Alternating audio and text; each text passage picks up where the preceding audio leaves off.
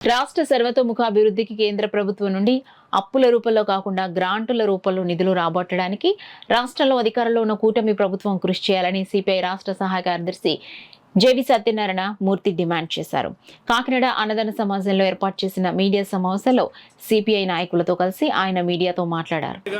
ఇప్పటికే గత ప్రభుత్వం జగన్మోహన్ రెడ్డి ప్రభుత్వం చేసినటువంటి అప్పులు భారాన్ని రాష్ట్ర ప్రజల మీద ఉన్నటువంటి నేపథ్యంలో కేంద్ర ప్రభుత్వం గ్రాంట్ల రూపంలో రాష్ట్రానికి సహాయం చేయాలి తప్ప తిరిగి మధ్యవర్తిగా ఉండి అప్పులు ఇప్పించడం వల్ల మరింతగా అప్పుల భారం రాష్ట్ర ప్రజల మీద పడేటటువంటి పరిస్థితి ఉంది. పోలవరం ప్రాజెక్టు నిర్మాణానికి సంబంధించి రాష్ట్ర ప్రభుత్వం మాట్లాడుతుంది తప్ప కేంద్రం వైపు నుంచి స్పష్టమైన ప్రకటన రావాలి. ఇదే సందర్భంలో విశాఖ ఉక్కుని ప్రైవేటు పరం కాకుండా ప్రభుత్వ రంగంలోనే కొనసాగించేటట్లు చేస్తామని చెప్పని ఈ ఎన్నికలకు ముందు తెలుగుదేశం జనసేన పార్టీలు రెండు కూడా హామీ ఇచ్చాయి. మరి ఆ ప్రకారం కేంద్రం మీద ఒత్తిడి తీసుకొచ్చి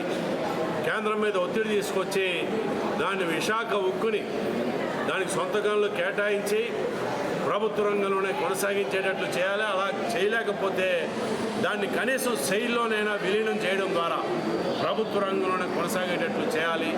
ఆర్థికంగా విశాఖ ఉక్కుకి అవసరమైనటువంటి నిధులు కూడా కనీసం ఈ బడ్జెట్లో కేటాయించలేదు. వీటన్నిటి మీద కూడా మన రాష్ట్రం ప్రభుత్వం అసెంబ్లీలో చర్చించి తీర్మానం చేసి కేంద్రానికి ఆ డిమాండ్లు పంపించాలి. అలాగే విశాఖ కేంద్రంగా రైల్వే జోన్ ఏర్పాటుకి సంబంధించి కూడా స్పష్టమైన ప్రకటన వచ్చేటట్టు చేయాలి. ఈ కానీ సాధించలేకపోతే మీరు కూడా కేంద్రం ఇప్పటికీ గతంలోనే ద్రోహం చేసింది రాష్ట్రానికి.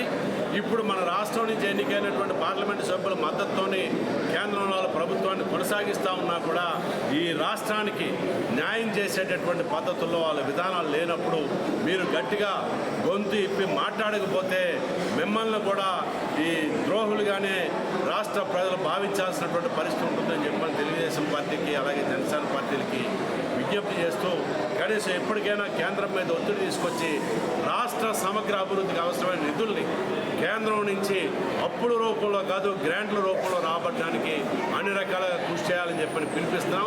ఈ నేపథ్యంలోనే భారత కమ్యూనిస్టు పార్టీ రాష్ట్ర వ్యాప్తంగా అన్ని జిల్లాల్లో సర్వసభ్య సమావేశాలు నిర్వహించి రానున్న కాలంలో పార్టీ శతవార్షికోత్సవాలు ఘనంగా దేశవ్యాప్తంగా నిర్వహించేదానికి కృషి చేయడానికి పార్టీ యంత్రాంగాన్ని అంతటినీ సమాయత్తం చేయడానికి మేము ఈ జనరల్ బాడీ సమావేశాలు నిర్వహిస్తాం.